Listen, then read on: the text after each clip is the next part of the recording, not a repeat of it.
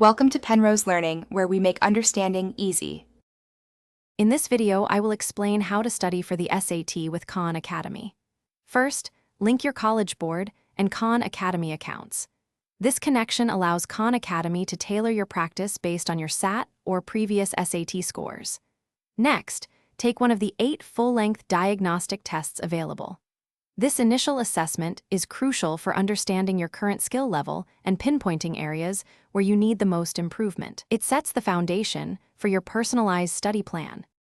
Once your diagnostic is complete, Khan Academy generates a personalized practice plan just for you.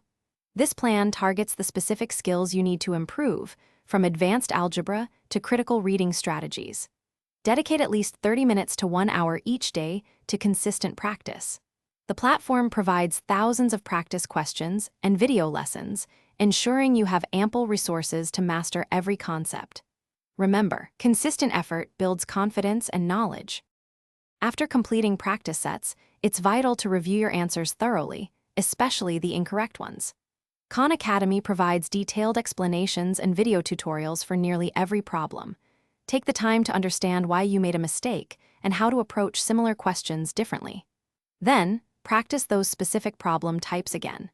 This iterative process of practice, review, and repractice is key to solidifying your understanding and improving your score. As your test date approaches, take several more full-length practice tests under strict timed conditions. This simulates the actual SAT experience, helping you build stamina and manage your time effectively across all sections. Analyze your results from these final tests to catch any lingering weaknesses. A few days before the exam, focus on light review and ensure you are well rested. You've put in the work, now trust your preparation.